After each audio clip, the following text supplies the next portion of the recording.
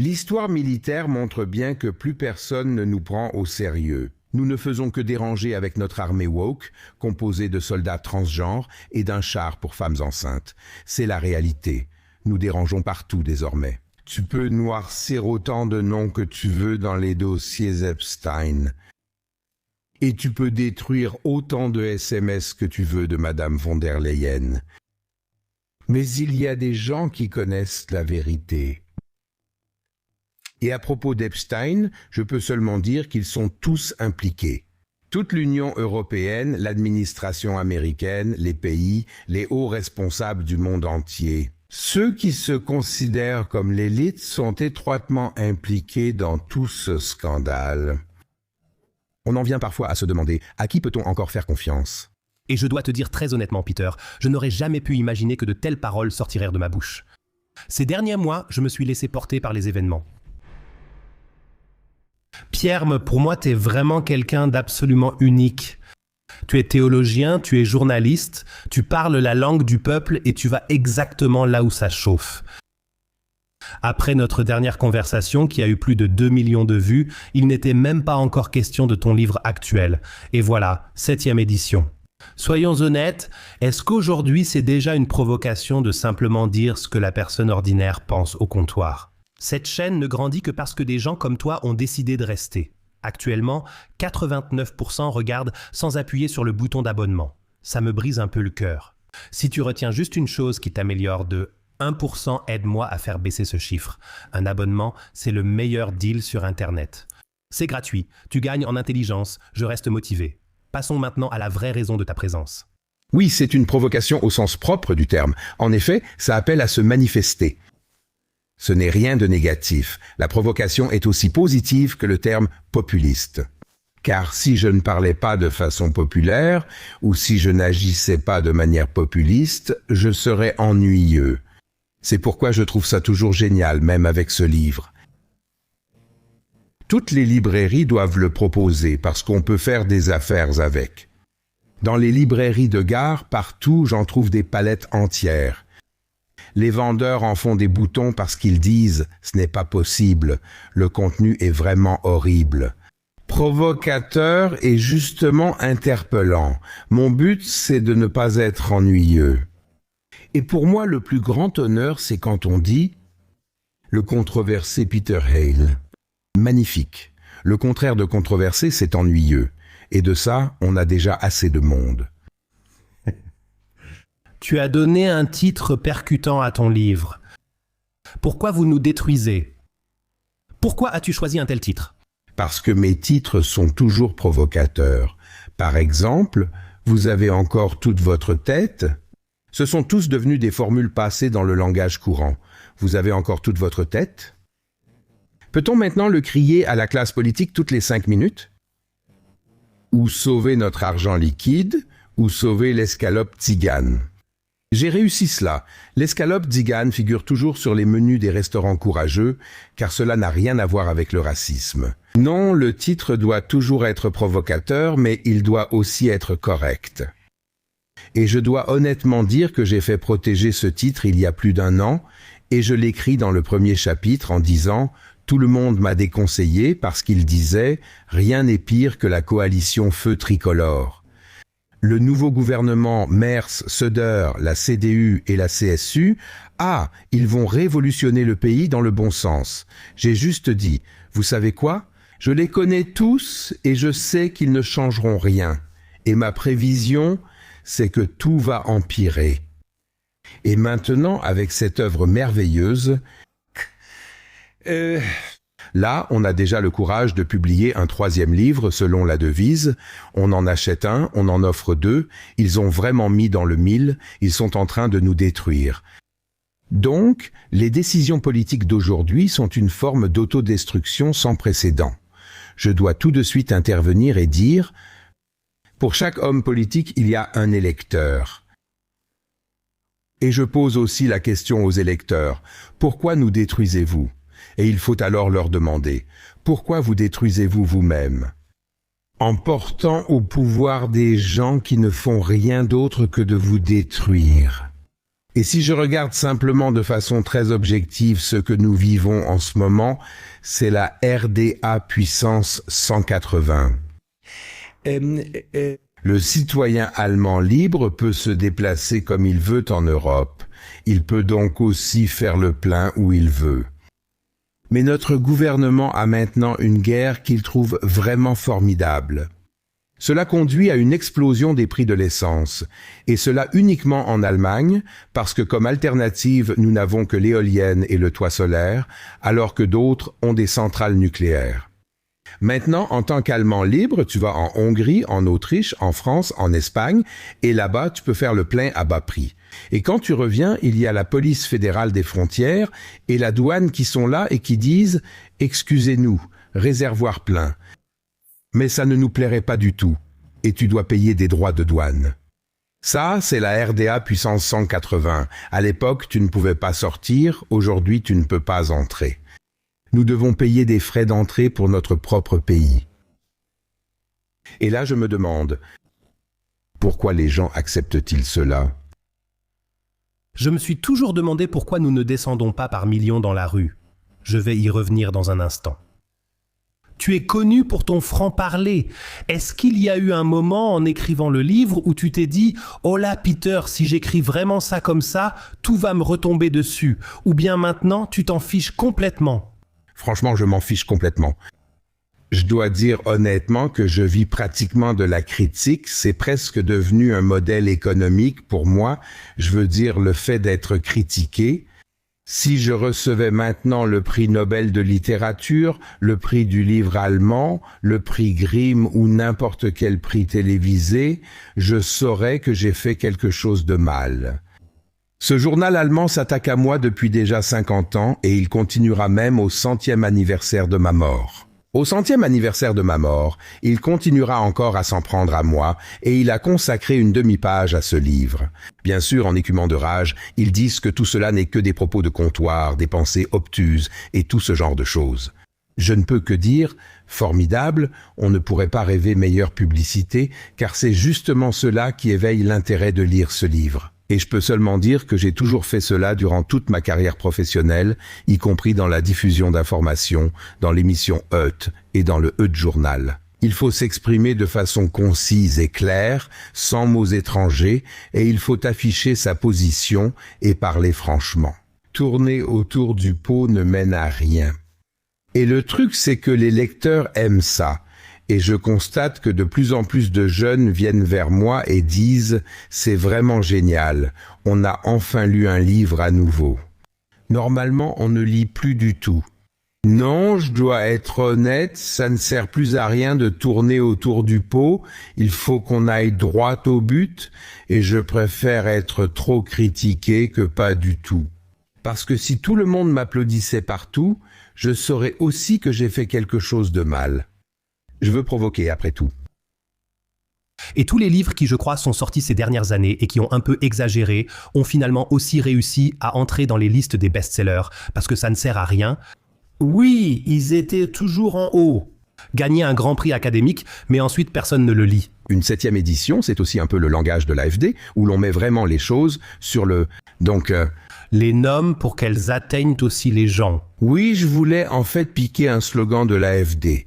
Peut-être que je pourrais le faire breveter et demander. Il s'appelait en fait l'Allemagne, mais normal. Et c'est exactement ça. Tu sais, au final, ce dont on parle ensemble ou ce dont on a parlé dans les autres interviews, dans les conversations ensemble, ou ce que j'écris ici, celui qui qualifie ça d'exotique, d'extrémiste de droite, de provocation ou d'insolence. Tout cela était autrefois normal. Ce que je pense et ce que j'écris. Cela ne veut pas dire le bon vieux temps. Non, l'ancien temps n'était pas bon non plus. Elle était meilleure qu'aujourd'hui à plusieurs égards. Et le meilleur dans l'ancien temps, c'était qu'on pouvait exprimer son opinion librement et sans détour. En tant que chrétien, je ne peux que dire que mon modèle est bien sûr Martin Luther, le réformateur. Oui, c'était un populiste puissance 27, c'était un fondamentaliste, c'était un révolutionnaire, un réactionnaire. Il n'y a rien de plus réactionnaire que ça. C'était son succès. Le franc-parler a fait le tour du monde et a fait trembler le monde catholique de l'époque. Et exactement la même chose. Je pense que surtout les jeunes méritent qu'on leur ouvre les yeux. Donc là, je me sens comme un médecin quand je pose un diagnostic de cancer. À quoi cela sert-il par compassion de cacher le diagnostic au patient ? Au final, je dois bien sûr lui dire la vérité avec amour, car ce n'est qu'ainsi qu'une thérapie est possible. Et on dit toujours « Peter Hahn, il tape sur tout, il manque d'amour ». Je dis toujours « Je ne suis pas Rosamund Pilcher ni Inga Lindström, ou peu importe leur nom. Je suis quelqu'un qui, en tant que journaliste politique, analyse la situation et apporte les faits. Et cela ne passe que par la vérité et la clarté. » Et là, les partis du système font vraiment du bon travail pour ne pas nous dire la vérité. Il ne faut pas oublier, la misère ici n'a pas été causée par l'AfD ou des partis similaires, ils ne font que révéler les problèmes. Ah bah... Et c'est vraiment du gaslighting puissance 10, ce que la politique fabrique là-dehors. Et je dois te dire, très honnêtement, Peter, je n'aurais jamais pu imaginer que ça sortirait de ma bouche. Ces derniers mois, j'ai eu un peu honte d'être allemand. Et j'aime ce pays, j'aime ces gens. Je suis un patriote dans l'âme. Mais cette soumission de ces politiciens, quelle que soit leur couleur politique en Allemagne, je n'aurais jamais cru cela possible. Peu importe le conflit, que ce soit l'Ukraine, Gaza, l'usage du vrai nom sur Internet, peu importe. C'est vraiment une telle soumission. Je trouve qu'on assiste actuellement à une vraie faillite morale ici en Allemagne, sans que personne ne s'indigne. Oui, donc la soumission est même encore renforcée par le fait qu'on regarde en comparaison d'autres pays, d'autres partis, d'autres cultures. Donc en Europe, l'Allemagne se retrouve maintenant complètement seule. Des pays comme l'Espagne, la France, la Hongrie et maintenant Orban en campagne électorale prennent complètement leur distance avec nous. Nous sommes là, seuls dans la forêt, avec nos merveilleuses qualités typiquement allemandes. Le monde entier devrait guérir grâce à l'esprit allemand. Nous sommes le modèle pour tous. Nous montrons d'un ton professoral comment le monde doit être. Et maintenant, on pensait qu'après que Baerbock, grâce à sa bonne expérience en droit international et à sa maîtrise de l'anglais, ait été propulsé à la présidence de l'ONU à coups d'éloge, nous aurions enfin la paix. Mais moi j'écris simplement ce que j'avais déjà prédit. Maintenant c'est encore pire. L'Allemagne tourne en rond dans une spirale de folie absolue.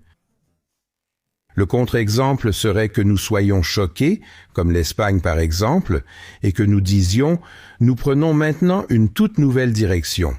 Il s'agit de notre pays, de notre sécurité, de notre économie et avant tout, nous voulons la paix. » Nous pourrions aussi faire cela, d'un seul coup. Tu peux le faire du jour au lendemain. Les majorités sont là. Le Bade-Wurtemberg en a été l'exemple. L'élection, là, tout le monde s'énerve pour savoir qui a 3 voix de plus ou de moins, qui doit devenir ministre-président et si on ne pourrait pas partager le poste. Et ce genre de choses qui peut sembler un détail pour beaucoup de téléspectateurs est tellement symbolique. Ils ne s'occupent que d'eux-mêmes. Comment pouvons-nous assurer notre pouvoir? On s'en fiche complètement du pays, alors on se partage les postes et puis on fait ça. C'est à ça qu'ils pensent, pendant que tout part à la dérive. Et pourtant, il existe l'alternative au sens propre du terme. Et je ne suis pas un militant pour un quelconque parti. Je n'ai jamais été membre d'un parti. Mais le fait est que, si la CDU était encore un tant soit peu tenace, et un tant soit peu dé aussi, et s'il pensait à l'Allemagne, il dirait « Nous allons maintenant nous asseoir à une table avec Weidel, Gopala, peu importe comment il s'appelle. Et maintenant, voyons si nous ne pouvons pas faire avancer notre pays. D'ailleurs, la même chose se passe en ce moment même en Europe pendant que nous parlons. Le Parlement européen a le cordon sanitaire. Je l'appelle le rempart antidémocratique. Le cordon sanitaire est un rempart antidémocratique. Cela signifie que notre démocratie se cache derrière ce mur et ne laisse plus rien passer d'autre. Ainsi, en Europe, des décisions ont déjà été prises concernant la question migratoire. L'AfD y a participé tout autant que le PPE, donc finalement la CDU. Mais que fait la CDU en Allemagne? Elle essaie de dissimuler cela. Nous n'avons rien à voir avec eux. Nous n'avons rien à voir. Nous n'avons rien à voir avec eux pour quand même voter avec eux ensuite, parce qu'il n'y a pas d'autre moyen. Donc cette incroyable hypocrisie, et c'est pourquoi je ne peux que dire, on peut encore faire ça avec les personnes âgées, avec ma génération. Ce sont les téléspectateurs de ZDF et ARD, ils regardent la publicité là-bas, Tena Formen, Lifta et Klosterfrau Melissengeist et ce genre de choses. C'est la génération qui est en train de disparaître. C'est pareil pour l'électorat de la CDU et de la CSU, une espèce en voie de disparition.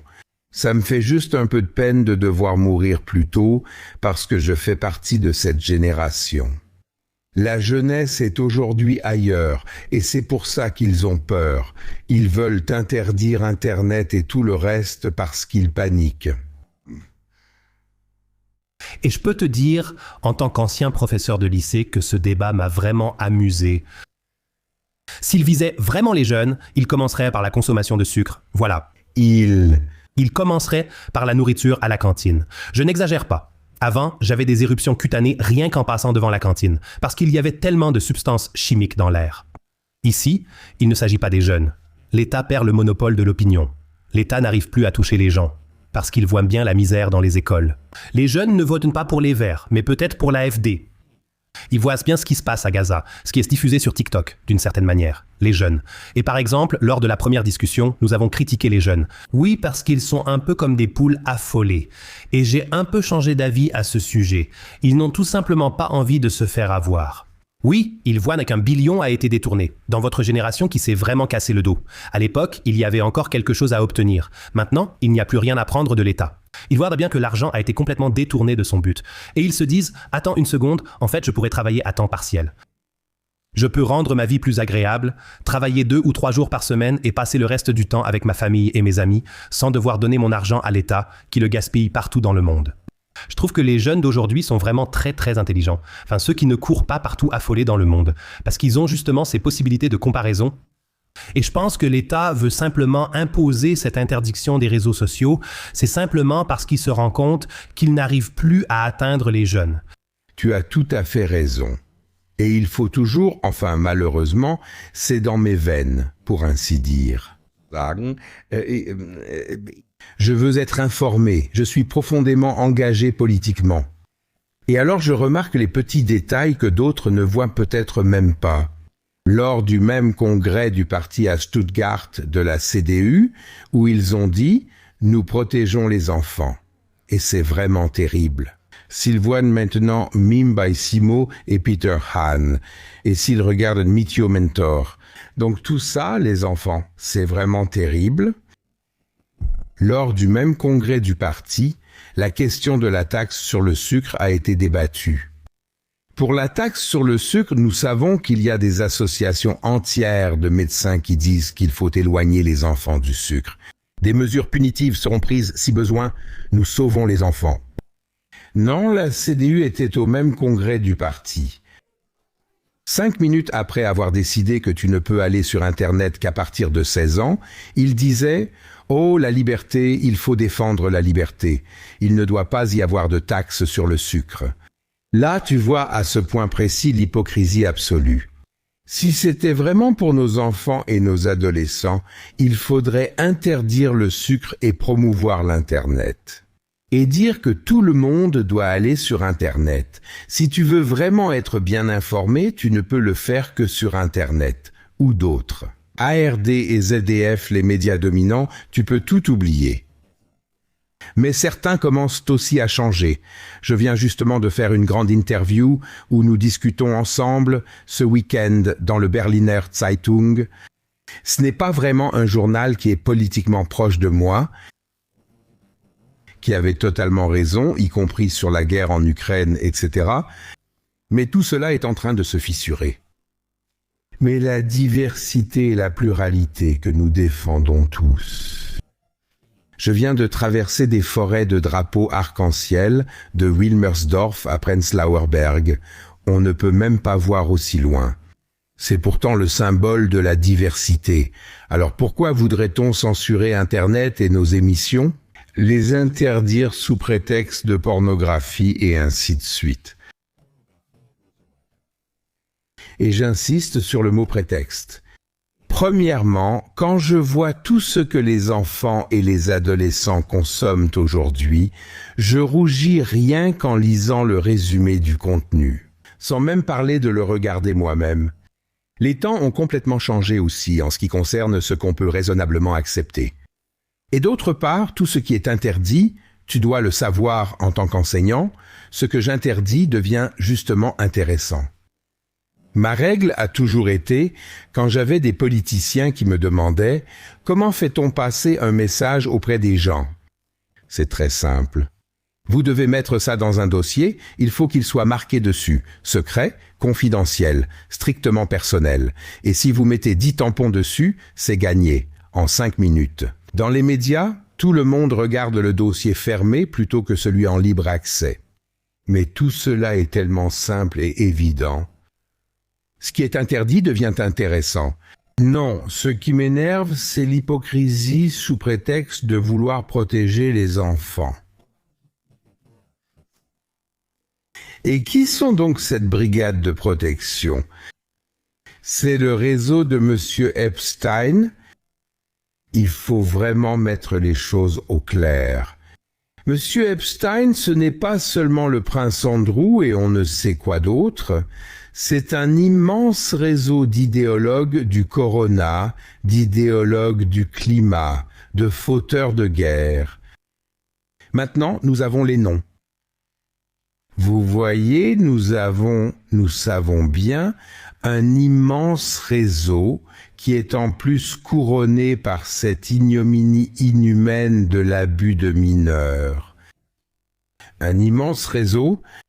J'ai publiquement, il y a 1 an en Suisse, à Zurich, dans la salle municipale qui était bondée, débattue avec l'ancien président fédéral Ueli Maurer et Václav Klaus, avec l'ancien président de la Tchéquie, où il a d'ailleurs dit, le Tchèque, que sa plus grande erreur avait été d'avoir fait entrer la Tchéquie dans l'Union européenne. C'était la plus grande erreur, ce système corrompu. Donc, cela nous a amenés à Davos et au Forum économique mondial. Là, j'ai dit, excusez-moi messieurs, le Forum, c'est le plus grand bordel d'Allemagne. Le plus grand bordel du monde. Ils ont alors un peu rougi. Et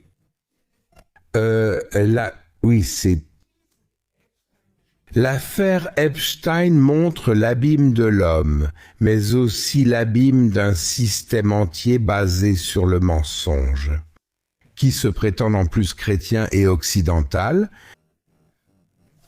qui se dit orienté ainsi. Et ce sont eux qui veulent dicter aux enfants et aux adolescents ce qu'ils doivent regarder. C'est le dernier rempart qu'ils érigent maintenant pour cimenter leur domination. Et il ne faut pas laisser passer ça. Là, tu viens encore de me tendre énormément de perches. Et je dois te dire très honnêtement, Peter, quand tu as utilisé le terme satanique il y a 1 an ou 2 dans le podcast de Marc Friedrich, dans un autre contexte, là, je me suis arrêté un instant et je me suis demandé comment un homme aussi intelligent pouvait utiliser un terme aussi médiéval. C'est ce que j'ai pensé à l'époque, oui. Mais je t'ai sous-estimé à ce moment-là. En tant que théologien, tu accèdes à un monde inaccessible à beaucoup d'autres. Et je trouve que, justement, maintenant que tu as mentionné les dossiers Epstein, c'est le terme le plus précis qu'on puisse trouver pour désigner ces personnes. Quelle a été ta première intuition comme théologien? Tu t'es dit que le mal allait se manifester ainsi? Alors, je ne sais pas si tu te souviens encore d'Idi Amin. C'était le tyran terrifiant en Ouganda, le grand dictateur. Et il avait un évêque, Kivangere, qui l'a persécuté, torturé de façon terrible, et ainsi de suite. Et il a écrit un livre intitulé « J'aime Idi Amin ». C'était un titre provocateur et marquant. Beaucoup se sont demandé s'il était fou. Ce fut un best-seller mondial. Et l'idée derrière ce titre, c'était que nous avons tous ce gène d'Idi Amin en nous. Nous ne pouvons pas nous en dédouaner.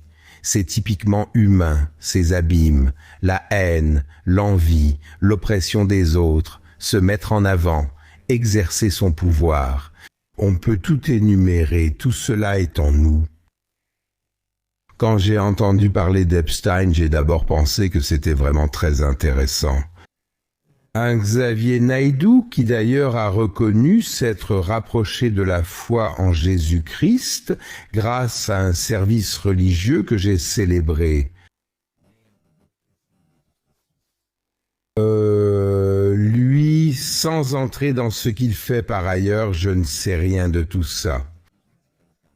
Mais il a été l'un de ceux qui ont dit le plus clairement que ce qui se passe là, c'est la pire saloperie qui soit. Ici, des enfants sont abusés, sacrifiés, peu importe. Cela a été dénoncé comme la grande théorie du complot, et cet homme était fini. Pourtant, tout le monde pouvait se douter qu'il y avait une part de vérité là-dedans, mais que cela devienne aussi vrai. Et c'est encore un exemple. Chaque théorie du complot est éclipsée par la réalité. C'était le cas avec le corona, c'est le cas maintenant avec le climat, et c'était aussi le cas avec Epstein. Je veux simplement dire que cela ne m'a pas du tout bouleversé, parce que je ne crois pas en la bonté de l'homme. Le philosophe Habermas vient de mourir. Et je lis tous ses éloges à son sujet. Au final, c'est une philosophie sans Dieu. Il était néo-marxiste. Elle dit que l'homme peut tout faire lui-même. L'homme est bon. Il suffit juste d'éveiller le bien chez l'homme, et ainsi de suite. Mais ils ignorent les abîmes qui se trouvent en l'homme. Tout le monde les a. Même le petit enfant les a déjà. Il sait déjà comment il peut tyranniser ses parents. Et comment il arrive à faire en sorte que ses souhaits soient exaucés. Parfois on se dit, mon Dieu, ils n'ont pourtant vu ça nulle part. Ils ne l'ont appris nulle part. Donc ça doit forcément être en eux. Parfois c'est même une sorte de torture. Je vois ça quand je prends mon petit déjeuner à l'hôtel ou ailleurs, et il y a des enfants vraiment adorables. Mais il y en a aussi où je me demande toujours, est-ce que les parents sont fous? Ils se laissent torturer par un petit comme ça. Je veux simplement dire par là que chez nous, les humains, il n'y a pas que le bon, le vrai et le beau. Et avec Epstein, tout cela s'est concentré. Et là, je dois me poser la question.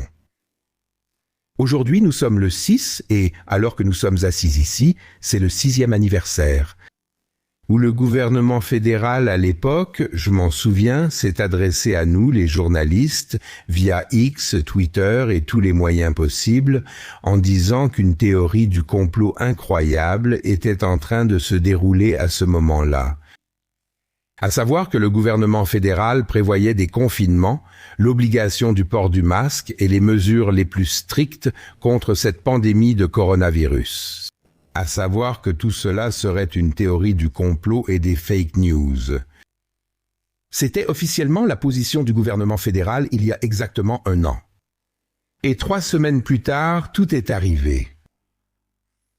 C'est aussi un exemple des abysses du mensonge.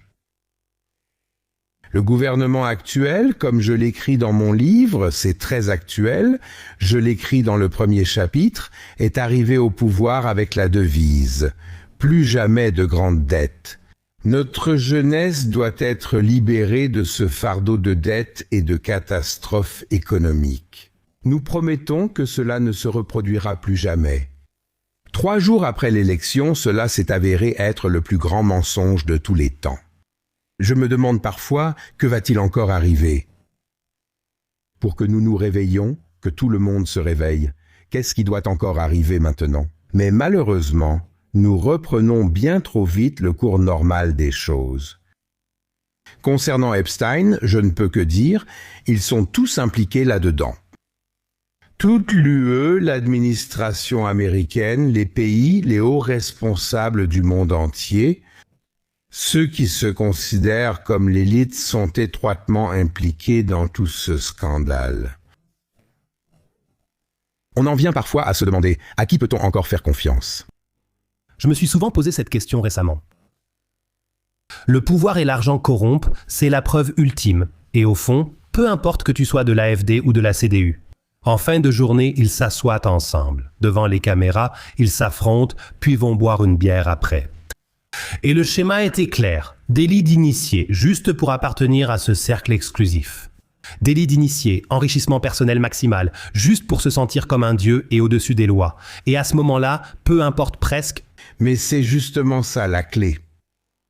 Comme un dieu, ça veut dire que si je ne crois pas en Dieu, il ne reste plus que moi-même. Si je me réfère aux critères de Dieu, ça commence par la miséricorde. La paix est pourtant devenue le plus grand mot tabou de tous les temps. Ça veut dire que tout ce que nous savons de la religion, si nous le mettons de côté, il ne reste plus que nous-mêmes. Donc, selon le principe que si je ne sais pas que je ne suis que le deuxième, bientôt ce sera l'enfer. Je dois savoir que je ne suis ici au mieux que le deuxième et que je dois rendre des comptes à Dieu. Alors, la vie prend déjà une toute autre tournure, et c'est exactement ce que tu dis. Ils se sentent comme des dieux, et c'est justement ce qui est dangereux, de simplement classer l'affaire Epstein maintenant. En gros, on a maintenant le bouc émissaire et le coupable tout désigné. On lui met tout sur le dos, nous sommes tous si vertueux. Cela ne peut pas nous concerner. Non. Nous avons une soi-disant élite qui méprise le peuple et se fixe des critères complètement différents. J'écris dans mon livre, je l'appelle, c'est très intéressant que même le Süddeutsche Zeitung l'ait remarqué. Le sentiment de Wandlitz, le sentiment de Wandlitz.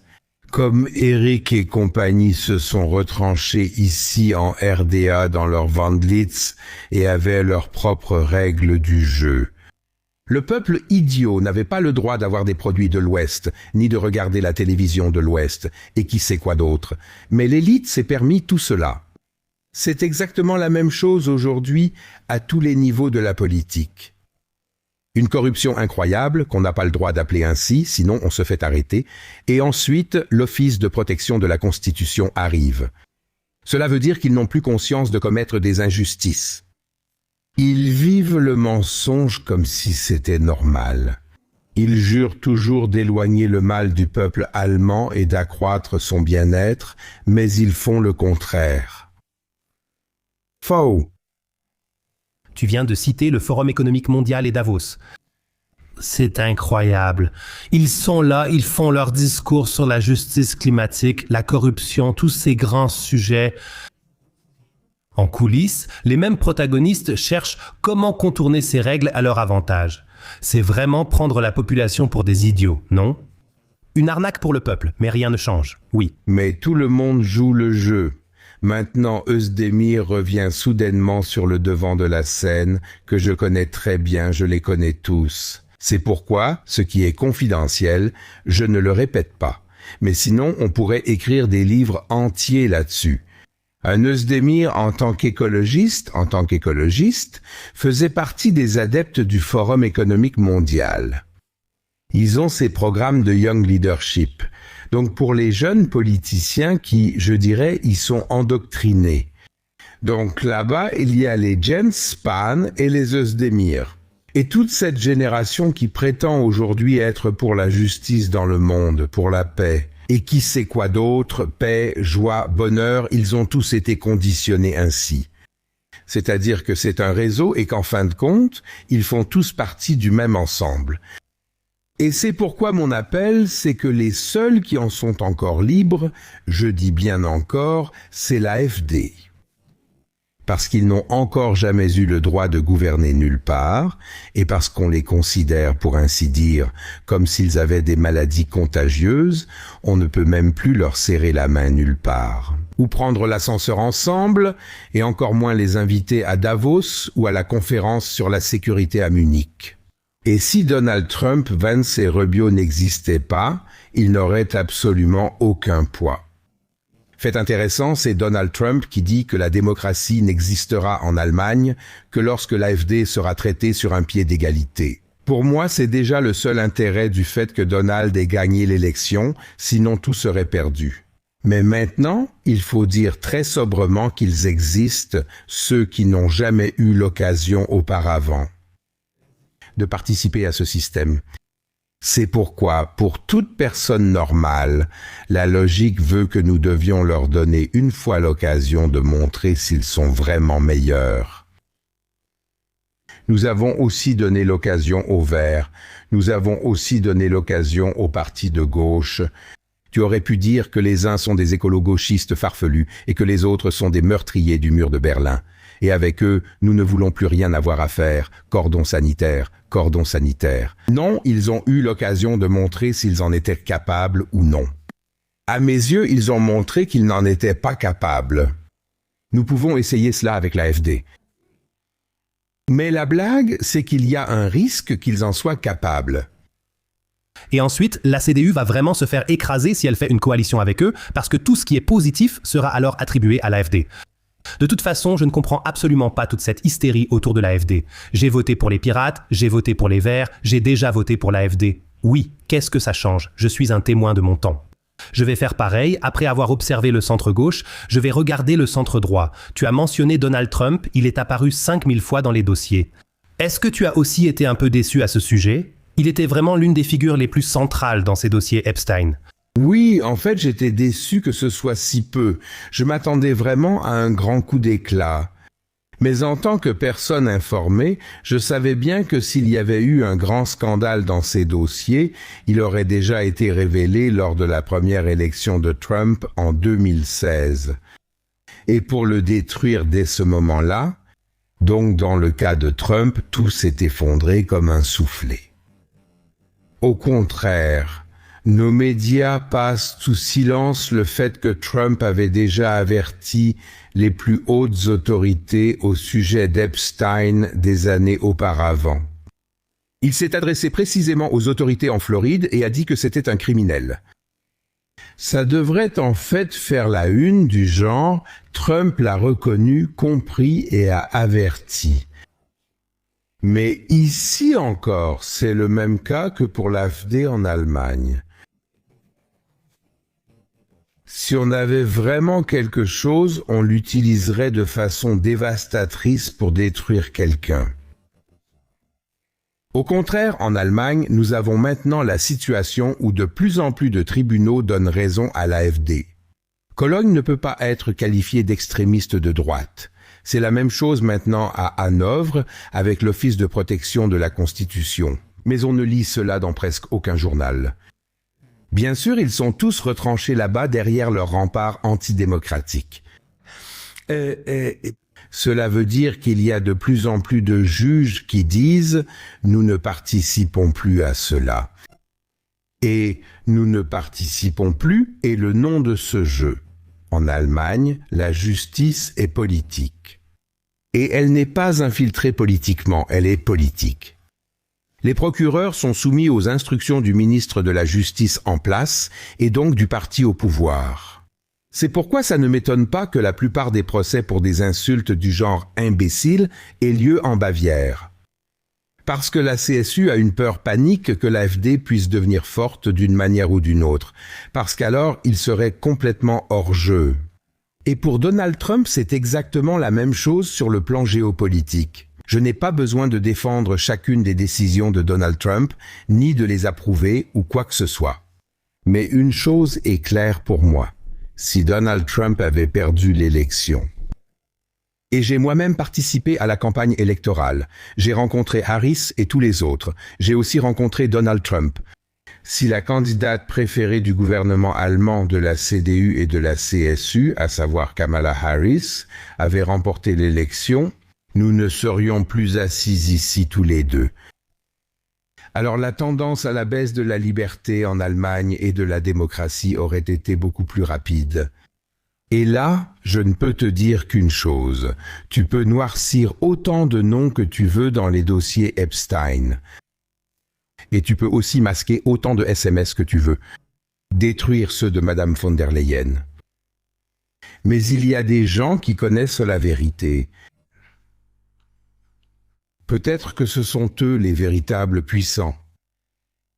Et je suis convaincu qu'un Trump, vu le fonctionnement du système américain, en sait beaucoup plus. Que nous ne pouvons tous l'imaginer. Pourquoi les Européens se soumettent-ils à Trump? Il faut bien se poser la question. Ils sont très peu nombreux à s'opposer à lui comme l'Espagne le fait maintenant. Pourquoi l'Allemagne se soumet-elle à Trump? Pourquoi Friedrich Merz rampe-t-il jusque-là pour dire « Il n'y a pas l'épaisseur d'une feuille de papier entre nous » Se pourrait-il que la panique soit là? Du moins, je prends maintenant l'exemple du coronavirus. Et celui qui, ici, ne devrait pas être présent en tant qu'ennemi juré, Kennedy, à qui on a interdit à la dernière seconde de parler depuis la porte de Brandebourg. Il ne l'oubliera jamais. Il a maintenant soudainement les dossiers non censurés de Pfizer, et il sait ce qui s'est passé. Oui, il va vraiment mettre la pression sur l'Allemagne. Et dire, bon mes chers amis, soit vous marchez avec nous maintenant, ou alors on va rendre ça public. La vie est aussi simple que ça. Et c'est pourquoi je ne peux que dire, on peut penser ce qu'on veut de Donald Trump. Il est, surtout avec Vance et avec Rubio, le ministre des Affaires étrangères, une garantie que nous avons encore un reste de démocratie. En disant très clairement « Nous avons peur pour l'Allemagne ». Ils ont bien sûr cette peur pour des raisons biographiques, parce qu'ils ont tous de la famille, des ancêtres, etc. en Allemagne. Et quand tu traverses l'Amérique aujourd'hui, et j'y vais souvent, alors les jeunes demandent complètement désespérés « Qu'est-il arrivé au pays de leurs grands-parents » Nous l'avons libéré autrefois. Puis j'en rajoute une couche. C'est quelque chose à prendre en considération. Quand on a aujourd'hui cette rhétorique guerrière et qu'on dit « la Russie est à jamais notre ennemi ». C'est le credo de la CDU et de la CSU. Monsieur Wadful qui se laisse mettre en avant, d'autres le font eux-mêmes dans les ambassades, dit « la Russie restera toujours notre ennemi ». Et maintenant, imagine un peu, en 1945, après la Seconde Guerre mondiale, si l'Amérique, la France et l'Angleterre avaient dit « l'Allemagne est pour toujours notre ennemi ». Nous ne serions pas assis ici, dans ta magnifique cuisine, dans le salon, dans le Simo Studio, sinon nous serions assis quelque part dans une grotte, avec du pain suédois. C'est la vérité. Ils nous ont tendu la main. Ils ont même toléré que l'Allemagne devienne une grande nation économique et que l'Allemagne soit réunifiée. Il faut voir cela dans son contexte. Et aujourd'hui, nous disons la Russie, donc un peuple immense, est pour toujours notre ennemi. Ça ne peut pas bien finir. Nous allons tous être surpris. Je peux comprendre dans une certaine mesure l'euphorie autour de Trump. Nous avons tous les deux été assis ici lors des 2 premiers entretiens et avons en quelque sorte encensé Donald Trump. Je dois te dire franchement, il a été mentionné si souvent dans les dossiers Epstein, et pas en bien. Et il a fait un virage à 180 degrés par rapport à ce qu'il avait promis auparavant à son mouvement MAGA, par rapport à ce qu'il fait actuellement. Pour moi, c'est la preuve ultime qu'en tant que président des États-Unis, peu importe qui, tu n'es qu'une marionnette sans pouvoir. Tu as aussi Friedrich Merz et les autres, ils sont juste placés là. Ce n'est pas possible de changer complètement d'avis sur autant de foyers de conflits dans le monde en si peu de temps. Et il est maintenant entré dans 8 guerres en très peu de temps. Il ne pense qu'au pétrole. Netanyahou veut la terre, et nous recevons les réfugiés. Je ne comprends pas que dans ce pays, on ne remarque pas que cette formule reste la même. Comme tu l'as dit, seuls les Espagnols se sont opposés à la guerre. Une Mélanie, qui d'habitude lèche toujours le cul de Trump, ou plutôt derrière elle, dit aussi « Nous n'en voulons pas. Nous ne voulons pas de réfugiés ». Un Orban dit « Nous ne voulons pas de réfugiés ». Et un Friedrich Merz, lui, s'envole en tout premier lieu aux États-Unis. Et maintenant, j'en viens à ma question. Tu as de l'AfD. Elle n'a pas gouverné. Je souhaite à l'AfD d'avoir un jour cette chance. Et en ce moment, ils n'ont rien à prouver. Parce qu'ils doivent simplement jouer sur la psychologie, appuyer là où ça fait mal et dire exactement ce qui touche les gens. Qu'ils ne fassent pas l'inverse de leurs promesses une fois au pouvoir. Oui, ça, tout est possible, mais je ne l'espère pas et je n'y crois pas. Parce que l'AfD est tellement ancrée dans le peuple, ce phénomène de Wendlitz, ce que je veux dire l'isolement d'une élite qui se fait ses propres règles, ça n'existe pas dans l'AfD, je peux dire, du moins pas encore. On ne sait jamais, non. C'est-à-dire, ici, il y a un groupe parlementaire au Bundestag, si je regarde seulement les professions de tous les autres, etc., ce sont des gens hautement qualifiés avec une formation professionnelle achevée, de l'expérience de vie et tout le tralala. J'attends d'eux qu'ils fassent la politique que la CDU et la CSU faisaient il y a 30 ans, à une époque où ce large éventail représentait aussi le parti. Car cela peut sembler absurde à certains spectateurs. Au final, tout dépend toujours des parcours, d'où vient quelqu'un. Et aux États-Unis, on peut vraiment l'illustrer avec J.D. Vance. Comme quand son livre est sorti, disons en français, Les Pecnos, Hillbilly, du Pecno à l'université d'élite, jusqu'à la haute politique, et Vance n'était pas encore avec Trump. Lors d'un sondage en Allemagne sur « Que lisez-vous en ce moment ?», Olaf Scholz, en tant que chancelier fédéral, a répondu « Je lis cette formidable biographie de Vance ». C'est vraiment un tollé incroyable. C'est vraiment le SPD puissance 27, c'est-à-dire l'ascension d'un enfant défavorisé et pauvre jusqu'au plus haut sommet de la politique. Un exemple parfait, en somme. 3 semaines plus tard, Vance a déclaré que Trump était le meilleur. À ce moment, tout cela ne pouvait plus être vrai. Je veux simplement dire une chose. Il est aussi important de prendre en compte les biographies de ceux dont je m'entoure. Que je m'isole ou que je reste proche du peuple. Pour Trump, je dois encore dire une chose. Tu t'es sûrement mis toi-même en danger par tes propos, parce que tu dis que Trump fait ce qu'il veut et que nous prenons les réfugiés, et j'ajouterais même, et les coûts.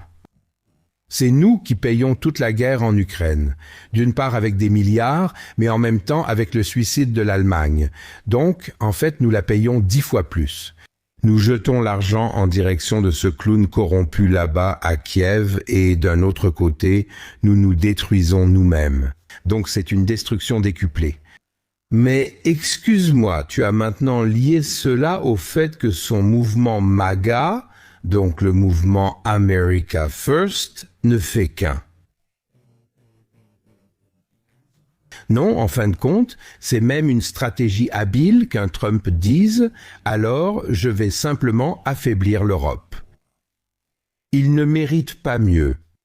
Cela signifie que nous accueillons désormais les réfugiés, c'est possible, je ne l'affirme pas, mais il pourrait très bien être à la Maison-Blanche, se frotter les mains et dire « l'Europe est fichue, ils ont en quelque sorte détruit l'Europe en nous ayant prévenus ». Et ça, il faut le reconnaître à Trump. Il a toujours dit, même si ça ne le concernait pas du tout, que le mouvement du genre, le mouvement Vogue et la question migratoire détruisent la culture de l'Europe, détruisent la liberté du monde. Alors, en pédagogue, je me dis, tu es quand même professeur, je vais le dire 5 fois maintenant. Et maintenant, ça suffit. Maintenant, vous le savez. Maintenant, vous pouvez le faire ou pas. Ce que tu dis, ce n'est pas une contradiction, mais Trump pourrait se dire, bon, les Européens n'en veulent pas, donc alors maintenant, ceux qui ne veulent pas écouter devront en subir les conséquences. Et l'Amérique est la moins concernée. Bien sûr, là aussi, les prix augmentent. Beaucoup sont déçus et qui sait quoi d'autre. Je peux juste te dire que, quand on en sera à notre 10e interview ici, on dira que ce mouvement MAGA et Donald Trump lui-même ont été donnés pour morts tellement de fois. Ils sont toujours là, oui. Je l'espère. Ils sont toujours là. J'espère vraiment qu'il est ce joueur d'échecs en 5 dimensions. Oui, et qu'à la fin, on pourra dire qu'il y avait une stratégie derrière tout ça, que ce n'était pas chaotique dès le début. Je l'espère. Oui. Je ne pense pas que ce soit... Enfin, c'est aussi un coup de maître de faire semblant de ne pas avoir de plan et de donner l'impression que tout est un peu chaotique. Excuse-moi, mais cite-moi une seule personne au monde qui arrive à commander une armée en tant que président et qui est capable de faire tout ça. À savoir des interventions chirurgicales micro-invasives au Venezuela. Ils vont chercher Maduro là-bas. C'était super.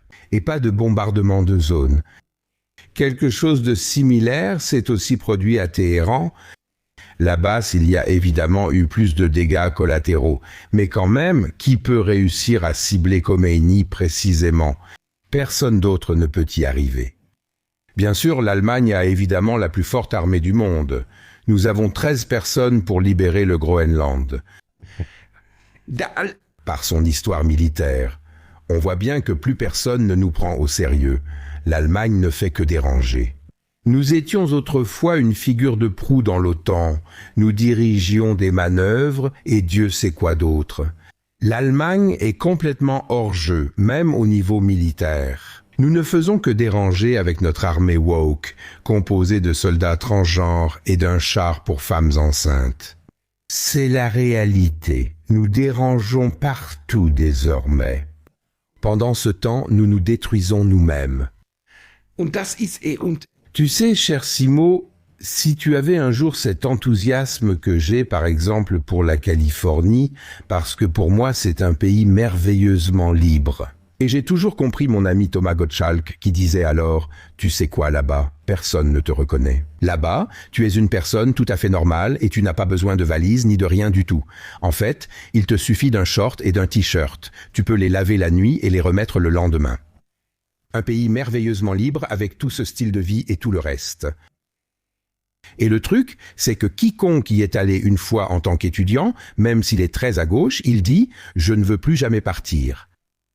Jusqu'à aujourd'hui, je ne veux pas l'idéaliser, car les dynamiques mondiales sont déjà bouleversantes, et il faut toujours garder à l'esprit qu'à un moment donné, le conventionnel s'arrête et quelqu'un appuie sur le bouton nucléaire. Ceux qui en ont la capacité et le possèdent. Il faut vraiment prendre cela au sérieux. Mais cette autodestruction de l'Europe, comme si nous étions un pays totalement sans culture, sans aucune racine. Des racines, il nous en faut. Mais nous y revoilà, trop d'éducation ne fait que nuire. Racines, ça vient du latin radix, donc radical. Ça veut dire que je suis content d'être qualifié de radical controversé parce que je veux qu'on revienne à nos racines. Je suis d'accord avec toi, mais tu regrettes aussi un monde révolu. J'aimerais aussi avoir une chevelure bien fournie et pouvoir de nouveau baiser pendant 24 heures, mais ce n'est plus possible. On est juste mélangés. Nous sommes tout simplement mélangés ici en Europe, et regretter cela ainsi... Denis, je ne regrette pas. Alors je me dis toujours, il faut, et ce sont presque des pensées philosophiques dans toutes les religions, je dois dire. Et les philosophies, surtout dans les philosophies orientales, indiennes et qui sait où encore, il faut veiller à garder le meilleur et à ne pas l'abandonner. Et quand on se rend compte que tout a disparu, il faut renouer avec cela. Mais il ne faut pas dire simplement qu'avant tout était mieux. Ça, c'est absurde. Nous revoilà avec Epstein. Le monde a toujours été corrompu. Comment un Hitler a-t-il été possible? Et comment un Staline a-t-il été possible? Ces abîmes de l'être humain ont toujours existé, mais il y a aussi eu des combattants de la liberté, souvent solitaires. Mahatma Gandhi, personne ne le prenait au sérieux. Parce qu'il pensait toujours, nous n'avons que le pouvoir, le pouvoir, le pouvoir. Mais je le cite ici en quelque sorte comme un exemple, c'est tellement merveilleux pour moi qu'ils disent, d'abord ils se moquent de toi, puis ils rient de toi, ensuite ils te persécutent, puis ils veulent te tuer. Et ensuite tu as gagné ? Et c'est la réponse à ta question. Nous devons rester fermes sur nos positions. et dire, comme avec les automobilistes à contresens, que tous ceux qui viennent en face de moi sont à contresens. Tout le courant dominant est lui-même à contresens. Moi, qui vais peut-être seul contre le courant dominant, je suis celui qui est sur la bonne voie, parce que la vérité ne se mesure pas à la majorité. Et le truc génial, c'est ça qui est formidable, aujourd'hui. À travers l'effroi de ces guerres, de cette rhétorique guerrière, mais aussi dans la pratique, ce que tu évoques avec Trump, la propagande belliciste. Il y a de plus en plus de jeunes qui disent « Nous ne voulons pas de tout ça ». Cela ne se manifeste peut-être pas par de grandes manifestations dans la rue, mais cela se manifeste dans la vie quotidienne. Et ils ne se laissent plus dicter leur conduite. D'ailleurs, c'est une forme de retour au mouvement anti-autoritaire. Qu'ils disent « Excusez-nous, mais nous ne laisserons pas l'État nous dicter si nous devons porter un masque, si nous pouvons utiliser Internet ou si nous pouvons critiquer les politiciens. Nous ne laisserons rien de tout cela nous être interdit et nous suivrons notre propre chemin. » Et là, je dois dire, c'est tout simplement merveilleux. Et ils ne participeront pas non plus à la guerre. Ils peuvent bien mobiliser 1000 fois ici. La jeunesse en Allemagne ne participera pas à cela. J'en suis fermement convaincu. Il ne peut s'agir que d'idiots qui servent de chair à canon pour n'importe quelle grande puissance. Je ne pense pas que les jeunes Allemands soient capables de cela. Ils comprendront très bien que c'est la guerre et personne n'ira. Parlons maintenant de la mise en pratique, puisque tu viens d'évoquer les racines. Tu viens d'évoquer les racines, donc la politique migratoire. Bien sûr, complètement raté ici en Allemagne. Il n'y a même pas à en discuter, et nous devrions beaucoup plus sélectionner selon des critères de qualité. Comme c'est le cas à Dubaï, en Australie, au Canada et ainsi de suite. Voilà. Scénario 29, l'AfD participera au gouvernement qui s'est déjà, du moins idéologiquement, inspiré de la fermeté de Donald Trump. Aucun Afghan, Syrien ou toute autre personne séjournant illégalement en Allemagne ne quittera volontairement le pays après la lettre de l'AfD. Mais il faut aussi appliquer une certaine fermeté à la Trump.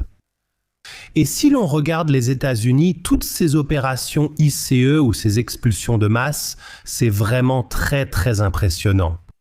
Oui. C'est impressionnant si tu regardes la ZDF. Oui, mais j'ai aussi parlé avec des politiciens de l'AfD qui disent « il faut qu'on soit créatif ». Être créatif aux États-Unis implique aussi de montrer de la fermeté pour qu'ils partent d'eux-mêmes ou sous supervision. Tu voudrais aussi ce type de scénario en Allemagne? Oui, mais ce n'est pas du tout possible. Excuse-moi, mais c'est toi qui es père, pas moi. À un moment donné, il faut aussi que la berceuse s'arrête. Et ça, je ne veux pas dire que je suis pour les châtiments corporels ou quoi que ce soit, c'est ridicule. On pense toujours tout de suite à l'extrême. Mais mon rôle en tant que parent, c'est d'envoyer les enfants dans la vie de la meilleure façon possible, mais aussi de les protéger des dangers. Les dangers que je perçois adultes restent invisibles à l'enfant. Comme on dit, un enfant qui s'est brûlé craint le feu après avoir touché la plaque. La vie est aussi simple que ça. Cela veut dire qu'au final, c'est aussi une forme de pédagogie, que certaines choses ne passent que par la punition. Et là, je suis totalement cohérent et je dis, toute cette folie avec 27 procès, 35 avocats, et à la fin, voilà le résultat. Un chiffre qui n'a été publié que grâce à l'AfD. Que 63% de toutes les expulsions nécessaires que le gouvernement fédéral veut également effectuer échouent. L'un se déclare malade, l'autre dit qu'il sera torturé, un autre trouve un avocat approprié. C'est complètement insensé. Il n'y a que la fermeté qui compte.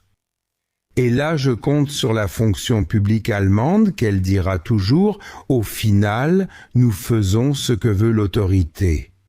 Et peu importe si c'est écrit AfD ouvert, nous sommes simplement des serviteurs, des ministres, tout cela vient du latin, et en tant que fonctionnaires, nous sommes liés par notre serment et devons alors appliquer cela.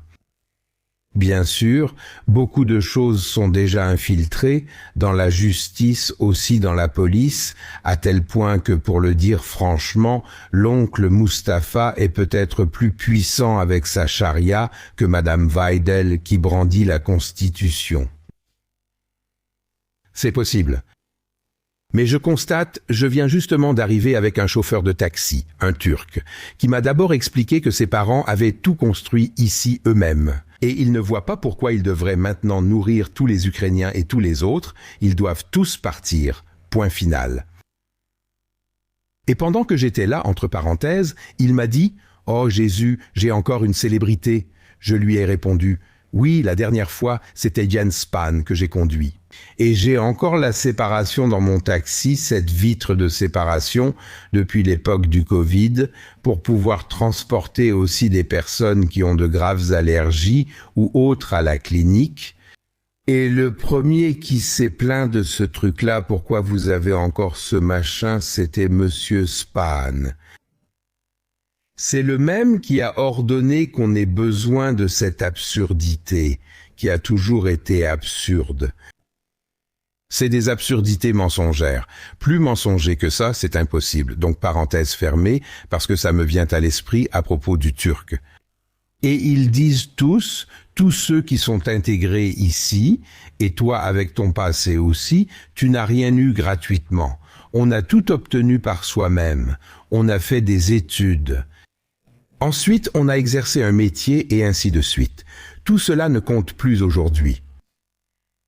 Mais toi, alors lors d'un rassemblement que j'ai eu, c'est vraiment intéressant, la CDU avait 600 personnes, moi j'en avais 1600, je ne faisais de publicité pour aucun parti. 3 jeunes Arabes viennent vers moi, dans la région de Stuttgart. Impeccablement habillés, des Arabes élégants en survêtements Adidas blancs, parfumés et couverts d'or. Même avec mes livres, je ne gagnerai jamais autant. Et mec, t'es pas celui de TikTok? Comme ça, on a tout de suite commencé à discuter. Ils n'avaient jamais entendu parler de la ZDF. Et là, on a commencé à discuter et puis j'ai dit, maintenant j'aimerais savoir ce que vous pensez de l'Allemagne. Comment vous ressentez l'Allemagne ?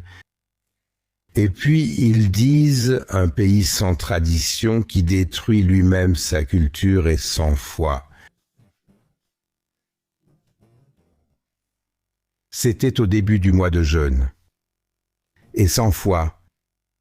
Que disent de jeunes Arabes qui sont horrifiés de voir comment nous nous autodétruisons ici, qui aiment évidemment vivre ici, car c'est le pays de cocagne. Mais en privé, ou alors c'était 2, 4, 6, 8 yeux, ils disent la vérité et disent « Au fond, nous méprisons ce pays ». Et ce n'est pas Peter Hain qui le dit, ce n'est pas l'AfD, ce sont les gens qui sont profondément enracinés dans leur culture qui le disent. Et les étrangers, donc je suis d'accord avec toi, et même à l'étranger, par exemple, si tu es aux Émirats et que tu parles avec un chauffeur de taxi, il se moque complètement de ce pays. Et j'ai trouvé le terme de remigration, ici tout est déjà chargé à cause de la Seconde Guerre mondiale et tout ça. J'ai trouvé le terme de remigration super, car il s'applique à chaque pays. J'ai des critères très clairs à ce sujet. Soit tu apportes une qualification, soit tu apportes de l'argent, soit tu viens ici et tu dois travailler au plus tard, après 3 mois. Point. Il y a tellement de métiers qui sont en sous-effectif et tu dois simplement apporter une valeur ajoutée à ce pays. C'est exactement ce que Xavier Naidoo a expliqué en partie. Il disait « J'aime ce pays, mais vous ne pouvez pas venir ici et agir en pacha. Vous devez apporter une valeur ajoutée. » Ce n'est pas l'AfD ou l'extrême droite, c'est simplement du bon sens, qui s'applique partout. Par exemple, si tu es à Dubaï, c'est la chose la plus normale qui soit. Soit tu as de l'argent, soit tu as une très bonne qualification, ou alors tu dois faire des travaux sociaux. Si c'est dans un parc, tu touches une aide sociale similaire, mais tu dois nettoyer le parc ou faire autre chose. Mais je trouve qu'on enlève aussi aux gens une partie de leur capacité d'agir, de leur dignité. Ce ne sont pas des idiots, ceux qui viennent chez nous. Si on leur donne simplement de l'argent pour ne rien faire et qu'on ne leur permet même pas de travailler à cause de certaines bureaucraties pourries, ce n'est pas juste. Je pense que quand tu viens ici, tu devrais être reconnaissant, comme aux États-Unis. J'en ai discuté avec Sarrazin, qui affirme que quand les gens, même les migrants, prennent leurs responsabilités sans assistance, comme à Little Italy ou Little Cuba. Ils réussissent et célèbrent. On remet Trump en avant maintenant. C'est lui qui fait tout ça. Exactement. Toi, quand je vais aux États-Unis, on me salue toujours en me serrant la main. Il doit sûrement y avoir quelque chose dans mon dossier qui dit que je suis particulièrement apprécié là-bas. Ça vient encore de l'époque de l'ancien Grenell. Quand il était ambassadeur ici à Berlin, je dois avoir une note comme ça dans mon dossier. Mais je dois remplir 1000 formulaires ESTA. C'est comme ça que ça s'appelle, des formulaires, juste pour avoir la moindre chance d'avoir le droit d'y aller.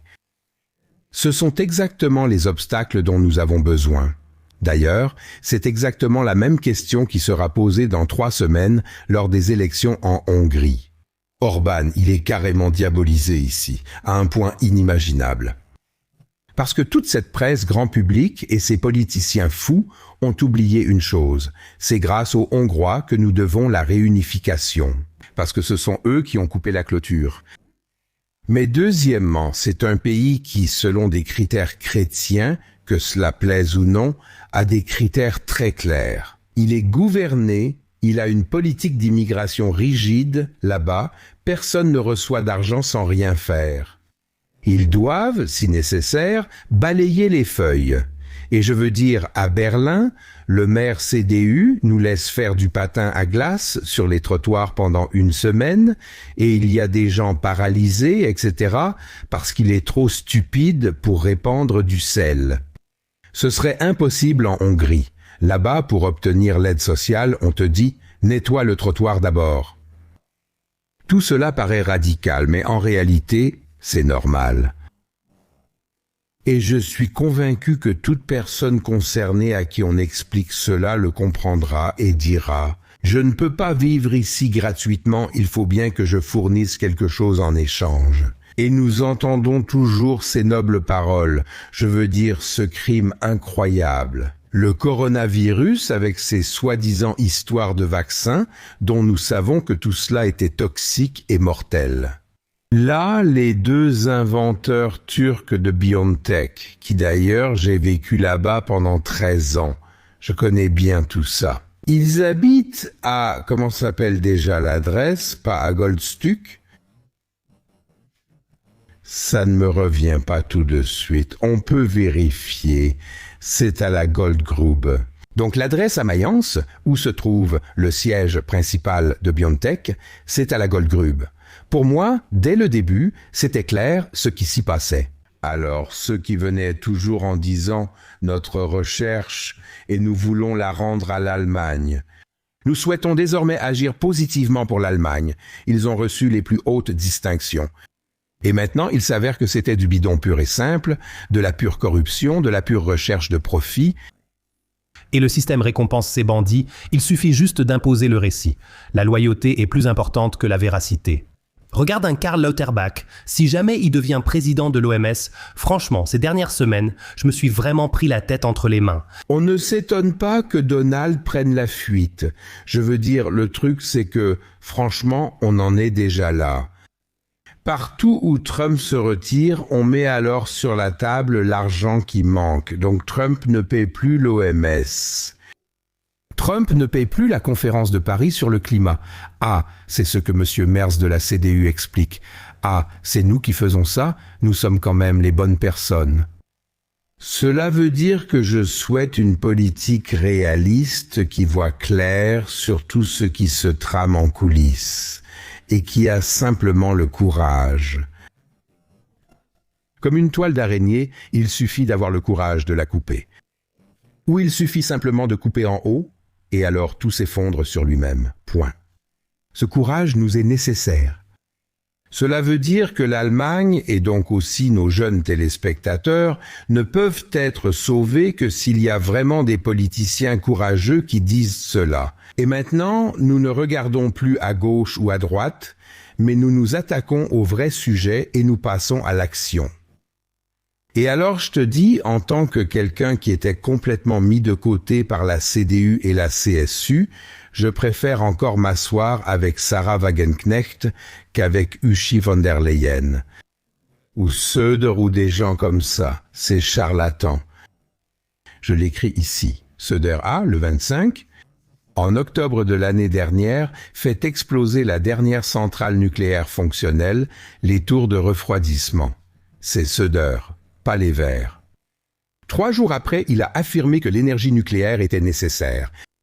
Et pour moi, c'est symbolique. Ils sont en train de tout détruire, pour ensuite se présenter comme des pompiers alors qu'ils sont les incendiaires. La politique actuelle est composée d'incendiaires. Et elle se fait élire en se présentant comme les pompiers. Et le peuple stupide tombe dans le panneau, mais c'est surtout ma génération un peu sénile qui reste accrochée à ARD et ZDF. Les jeunes ne se laissent plus avoir par ça. Tu crois que c'est aussi la raison pour laquelle Angela Merkel a maintenu Friedrich Merz à l'écart pendant 16 ans et a envoyé Ursula von der Leyen à Bruxelles avec des éloges pour s'en débarrasser? Parce qu'elle savait très bien que ce sont des œufs pourris, moralement assez corrompus. Oui, je les connais tous trop bien.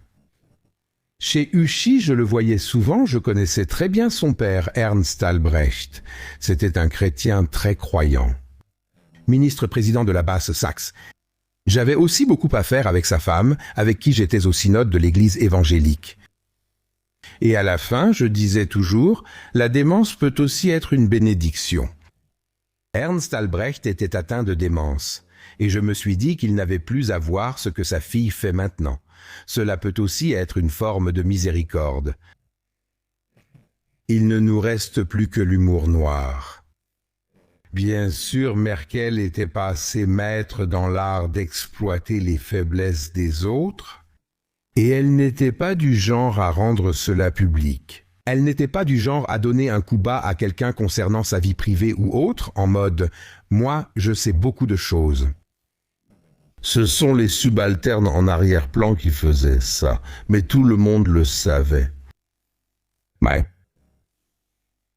Mais c'est encore ce système. Personne n'est vraiment tombé bas. On ne fait que monter malgré ses échecs. Je veux dire, Jens Spahn, que je viens de mentionner, le chauffeur de taxi me l'a aussi dit, il disait « Je ne comprends pas que cet homme qui vit dans des appartements de luxe, je veux dire, les chauffeurs de taxi savent tout. Ils savent aussi où il se fait conduire. » Oui, maintenant j'ai les meilleures informations. C'est fou, tout est fou. C'est un immense spectacle, un immense théâtre. C'est vraiment une abrutisation du peuple. On ne peut pas faire pire. Et maintenant, voilà la bénédiction d'Internet. C'est pour ça qu'on veut l'interdire aux jeunes. Le SPD a été démasqué.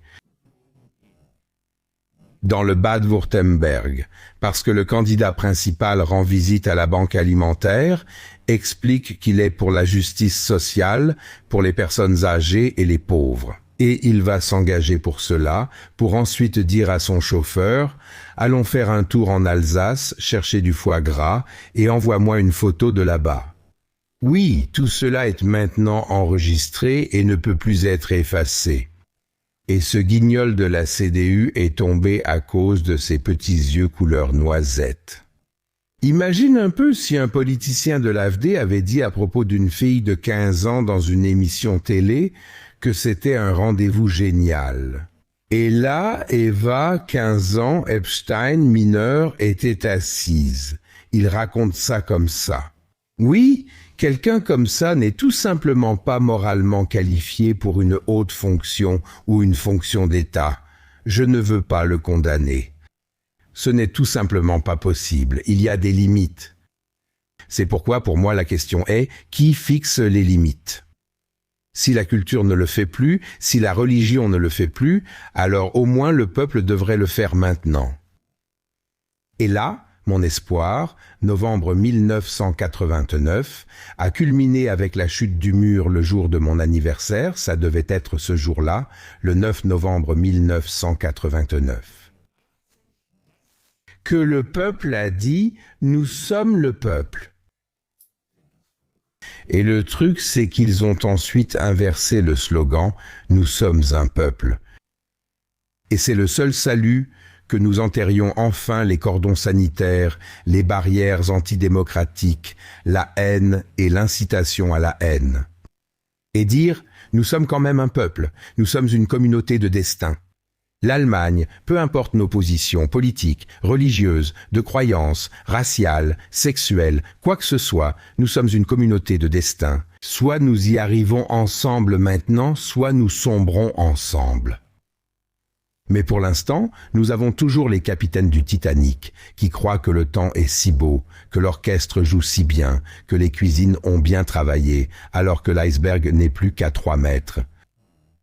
Ce raisonnement est très bon. Il ne faut pas oublier que l'élite, c'est quelques milliers de personnes, alors que nous sommes 9 milliards. Tu as mentionné 1989. À l'époque, Internet n'existait pas. Aujourd'hui, ils sont surinformés, toujours sur leur téléphone, tous très fragmentés. Tout à fait. Si Internet avait existé, tout cela aurait sûrement été plus rapide.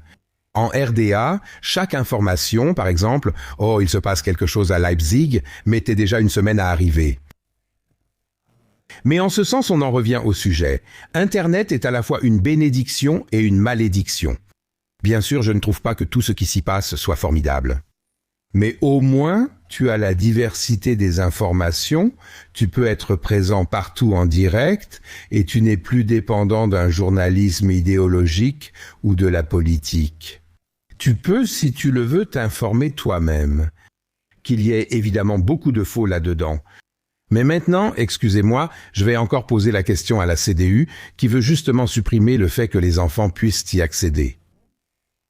Mais ils réélisent le même directeur pour la ZDF qui est responsable du fait que des films générés par l'IA sont utilisés comme propagande. Et là, je ne peux que dire, à mon époque, disons il y a 30 ans, tu aurais été viré sans aucune discussion.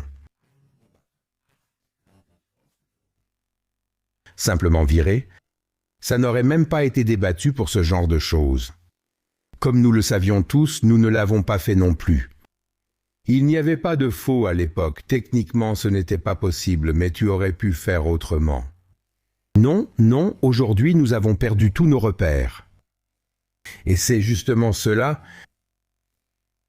l'élite qui se fait ses propres lois et qui méprise ainsi le peuple. Il n'y a jamais eu un plus grand mépris du peuple qu'aujourd'hui. On regarde toujours l'histoire romaine, Néron et tout le reste, on peut tout énumérer. Tout cela restait inoffensif, car leurs moyens étaient très différents. Nous n'aurions pas besoin de cela, car nous pouvons encore tous nous défendre. Mais nous nous soumettons au destin. Et c'est pour cela que des émissions comme celle que tu fais et tous les podcasts sont tellement importants, parce qu'il y a justement des informations et des opinions venant de différents horizons. Et c'est là le grand danger pour les dirigeants. Et je le répète, si Trump avait perdu l'élection, ce ne serait même plus un sujet aujourd'hui. Là, la grande Amérique avec Biden, la famille Clinton, tous seraient impliqués. Tout comme Epstein. Ils sont tous impliqués là-dedans. Ils auraient déjà veillé à ce qu'en Allemagne, X et qui sait quoi d'autre soient désactivés, sans la moindre hésitation. Et la dernière fois qu'on a parlé ici, il y avait l'histoire d'Elon Musk, et je t'avais déjà prédit que tout ça, c'est aussi une mise en scène, qu'ils se sont disputés exprès. Un vrai, mais un beau spectacle. Tout le monde s'est fait avoir. Et maintenant, imagine, je ne veux pas non plus encenser Elon Musk, on ne veut mettre personne sur un piédestal. Mais qu'un seul homme sauve soudainement la liberté d'expression en disant « Je ne veux pas d'un Internet contrôlé, alors je vais créer ma propre plateforme. » Sinon, tu n'aurais presque plus d'occasion puisque tout est réglementé.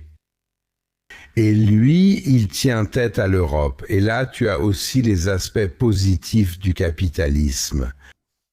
Pour lui, le budget de la République fédérale d'Allemagne, c'est de l'argent de poche.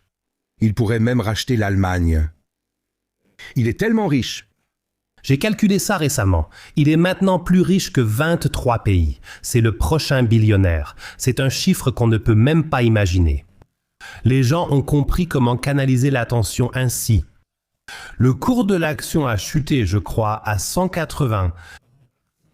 Et après cela, le prix de Tesla a tout simplement triplé. Tout cela n'a été qu'une mise en scène du début à la fin. La même mise en scène aussi avec TikTok. Oui, ici c'est toujours les Chinois, les Chinois, les Chinois. Maintenant, c'est un sioniste qui arrive. Maintenant, un certain Larry Ellis, un sioniste, est placé au 3e rang ici et, en un rien de temps, tous les sujets concernant Epstein, Gaza, Trump, etc. sont aussitôt étouffés. En tout cas, ils ont très bien compris comment ça fonctionne. Et tout cela, tu l'avais finalement prédit exactement comme ça. J'ai encore quelque chose ici, il faut qu'on trouve une transition. Passons vraiment à quelque chose de positif. Ce qui donne aussi un peu d'espoir aux gens à la fin, parce que beaucoup disent là maintenant, d'accord, comment puis-je faire face à toutes ces informations? Oui.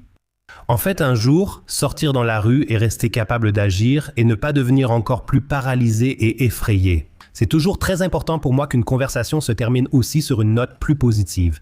J'ai ici 3 questions de la communauté. Peter, malgré toutes les critiques, tu n'es pas un prophète de malheur. Quand tu voyages à travers le pays et que tu vois les salles pleines, où ressens-tu encore cette étincelle saine qui pourrait peut-être, au final, sauver ce pays? Moi, Je regarde les visages. Je laisse toujours la lumière allumée. Il y a toujours cet éclairage de théâtre quand c'est à l'intérieur. Donc je regarde en quelque sorte une salle sombre et moi, je suis éclairé. Je trouve aussi que c'est normal que je sois éclairé. Toute ma vie, je l'ai passée sous les projecteurs. Mais je veux voir la dernière personne. Et souvent, au dernier rang, ce sont les vrais, les critiques, les sceptiques qui sont assis, ou des jeunes qui disent « Allons voir ce que le vieux a à dire et tout ça », et ce contact-là. Et là, je remarque qu'il s'en dégage une énergie incroyable. L'attention qu'on reçoit soudainement, ou bien quand ça fait tilt chez les jeunes et qu'ils se disent « Oui, en fait, il a raison, il faudrait y réfléchir » ou quelque chose comme ça. Bien sûr, je pourrais maintenant dire comme signe d'espoir tous ceux qui nous regardent en ce moment. Ils se ruent dans les librairies, ont 15 € en poche et s'achètent ça. On peut le trouver partout. Tout y est expliqué. À la fin, j'ai un chapitre qui donne un véritable espoir, parce que je l'appelle de façon provocante. Réveille-toi, réveille-toi, ô terre allemande. C'est un chant d'église. Et j'écris que tout cela, tout ce que nous vivons aujourd'hui est déjà écrit dans la Bible, dans l'Ancien Testament. Et nous avons tous survécu à cela pendant des millénaires. La fin du monde a déjà été prophétisée 1000 fois et après-demain, le monde va finir. Et nous sommes toujours là. Nous avons besoin de personnes qui donnent de l'espoir et qui transmettent cet espoir. Et c'est aussi là que je vois le sens de notre conversation de dire que, bon sang, on dépérit quand on est seul. Il faut se rassembler, trouver des personnes partageant les mêmes idées, que ce soit dans un club de sport ou ailleurs, et se dire « nous nous encourageons mutuellement, nous nous opposons parfois et nous résistons aussi parfois ». Tu comprends, en tant qu'élève ou étudiant, si le professeur arrive et veut me parler de 167 genres. Alors je peux me lever et dire, bon, maintenant, regardons tous vers le bas. En fait, il n'y en a que 2. Et c'est ce que nous avons appris depuis des siècles. Donc, on peut le faire. Je viens de l'époque de 68, nous nous sommes rebellés contre nos professeurs. Nous nous sommes rebellés à l'université. C'est possible. Et leur mettre un peu la pression. je trouve ça vraiment bien. Deuxième question de la communauté. En tant que théologien, tu sais qu'après chaque crise survient un renouveau. Quelle est la promesse qu'on peut faire à la jeune génération aujourd'hui pour qu'elle puisse à nouveau croire en un avenir meilleur dans ce pays? Que nous devons prendre conscience que nous ne sommes toujours qu'en deuxième position. Que Dieu est à la première place, qu'il fixe les normes et qu'il demande des comptes. Si chacun pouvait intérioriser sans sombrer dans la peur ou la terreur, qu'il existe quelque chose comme le jugement dernier. Je vais le dire de façon générale. Les chrétiens peuvent le penser, les musulmans aussi, mais moi je le pense en tant que chrétien. Il y a une instance devant laquelle je dois rendre compte de tout. Au final, cela m'enlève le poids d'être moi-même responsable de tout ici. Cela m'effraie que tout ce que je fais ou ne fais pas sera un jour présenté et jugé. Et ce qui est bien plus décisif, surtout pour l'espérance, c'est une part de miséricorde. Il se peut que je ne ressente jamais la justice dans ce monde. Les victimes du coronavirus, et elles sont de plus en plus nombreuses, n'obtiennent aucune justice. Les victimes d'Epstein n'obtiennent aucune justice dans ce monde. Pour cela, l'élite est beaucoup trop soudée pour que cela puisse être empêché. Dans de nombreux domaines personnels, on n'obtient jamais justice. Mais si je sais qu'il y a un jour où ils seront tous jugés, et alors, il n'y aura plus de pardon. Cela m'a toujours donné la force de tenir et de continuer dans ce métier pendant plus de 50 ans. Parce que je sais, donc cela me soulage aussi. Je veux certes entendre les menottes claquer, mais si elles ne claquent pas ici, eh bien personne ne peut échapper à Dieu. Que ce soit positif ou négatif, personne ne lui échappe. Oui, c'est vrai. Cette phrase m'a marqué lors de notre dernière conversation. Si tu sais qui est au-dessus de toi, tu n'as pas à t'inquiéter ici et maintenant. Peu importe que tu sois musulman, chrétien, catholique, bouddhiste ou quoi que ce soit d'autre. C'est aussi la remarque méprisante sur les Allemands de ces jeunes dont tu parlais. Ce manque de foi. Tout le monde court comme des poules affolées. Et je pense que toute personne qui a un lien avec Dieu dans sa vie quotidienne, ça t'ancre, ça t'apporte de l'humilité, de la miséricorde, et ça te permet aussi de prendre un peu de recul sur les choses. Je pense aussi que Dieu est une de mes figures de référence les plus importantes. Et quelqu'un qui ne l'a pas, dans ce monde rapide, dans ce monde agité où tout le monde veut attirer ton attention, tu es tout simplement très désavantagé. C'est vrai. Et c'est pourquoi je me dis toujours, celui qui est sûr du paradis ne sera pas indifférent à la terre non plus. C'est-à-dire, selon le principe, il existe aussi une tendance pieuse à le fatalisme. De toute façon, nous ne pouvons rien changer. Nous devons tout accepter humblement, et un jour le paradis viendra. Donc, nous n'avons pas à nous soucier de ce qui se passe ici. C'est exactement le contraire. Il y a un grand réformateur social dans ma région natale, en Westphalie orientale, Friedrich von Bodelschwingh, qui a fondé cette ville appelée Bethel. Près de Bielefeld, il existe une ville habitée uniquement par des personnes handicapées ou gravement malades, une véritable ville de la miséricorde. C'est merveilleux. Et cet homme, selon les critères d'aujourd'hui, était un fondamentaliste d'extrême droite. À côté de lui, l'AfD semblerait presque radicale de gauche et tout le reste aussi. So, und dieser Mann. Et cet homme a dit, tout espoir réel façonne le présent. Cela veut dire que si je n'ai rien à espérer, je ne peux rien façonner non plus, alors tout part à la dérive. Mais si j'ai un espoir que personne ne peut m'enlever, et pour moi c'est le paradis, c'est là que je finirai, c'est merveilleux, personne ne peut me l'enlever. Peu importe qui est au gouvernement et s'il y a la guerre ou la paix, personne ne peut me l'enlever. Et si je le sais, cela ne veut pas dire que je me retire maintenant dans ma grotte et que je reste un simple particulier. Au contraire, cela libère vraiment les forces. Je suis donc totalement indépendant des critiques, de la haine et de la diffamation, qu'ils fassent ce qu'ils veulent. J'ai subi tant de dénigrements en plus de 50 ans, même de la part de personnes très connues dans des talk-shows et tout ça. Ce mépris, ils sont encore au Moyen-Âge parce qu'ils croient encore en Jésus. Et tout ça, c'est tellement conservateur et réactionnaire et ainsi de suite. Je me suis toujours demandé comment ils allaient finir. Et beaucoup d'entre eux, ce sont de pauvres types, je le dis très clairement. Combien de ceux avec qui j'ai percé à l'époque ont fait carrière avec moi? On se demande même s'ils sont encore en vie. Ils ont disparu, on n'entend plus parler d'eux. Plus personne n'en parle. Moi, je vis une nouvelle jeunesse et je suis plus connu que jamais. Et ce n'est pas parce que j'ai de si beaux yeux bleus, mais parce que j'ose. Et je ne peux que dire que les autres me font de la peine. Ça aurait aussi pu se passer autrement pour eux. parce que j'ai toujours été ouvert, peu importe la position de quelqu'un, à dire pour la cause, que ce soit pour la justice au travail ou autre chose, nous nous engageons ensemble. Et c'est de ça que nous vivons. Et comme question finale, Peter, avec la sagesse que tu as aujourd'hui, qu'est-ce que tu conseillerais à la version de toi-même à 20 ans? Oui, simplement, vivre la vie. Donc, un médecin qui m'a dit, quand je lui ai dit, eh bien, il faut que je perde du poids et, ceci et cela, qu'est-ce que je dois faire? Il m'a dit, vis, vis.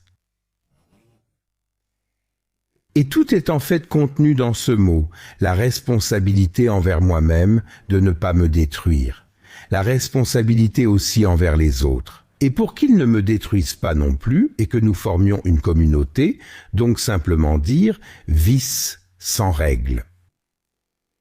Dire chaque jour est une nouvelle chance. Cependant, j'ai besoin d'une source de force. Pour moi, c'est la foi. Et seuls ont dépéri. Donc, un jeune homme ou une jeune femme de 20 ans qui pense pouvoir vivre et survivre en solitaire, je ne peux que dire que c'est une grave erreur. Trouve-toi des amis, des personnes partageant les mêmes idées, mais aussi des gens qui te critiquent, qui te gardent les pieds sur terre. Et Matthias Claudius, un collègue à nous d'il y a 200 ans, le messager de Wansbeck, qui a écrit la merveilleuse chanson « La lune s'est levée », chantée dans le monde entier, il a dit cela à son fils Johannes. Il y a de plus en plus de gens qui croient pouvoir vivre sans Dieu. Nous deux, nous ne pouvons pas faire ça. Nous avons besoin de quelqu'un pour nous relever. Si nous tombons, il y a quelqu'un qui nous met la main sous la tête si nous devons mourir. Tout est là dans ce mystère. Tu l'as formulé d'une manière si belle, Peter. Je veux aussi, pour conclure, comme la dernière fois, ne pas te rendre hommage. Chacun doit laisser agir cette conversation en lui-même. Ah, Peter, j'aimerais juste te serrer dans mes bras à la fin. Oui, c'était vraiment... On fera ça de toute façon quand les caméras seront éteintes. On est assis là maintenant. Merci beaucoup, Peter. Avec plaisir, toujours. Viens ici. Ah, Simo, c'était encore une fois très sympa. On est bien avec toi.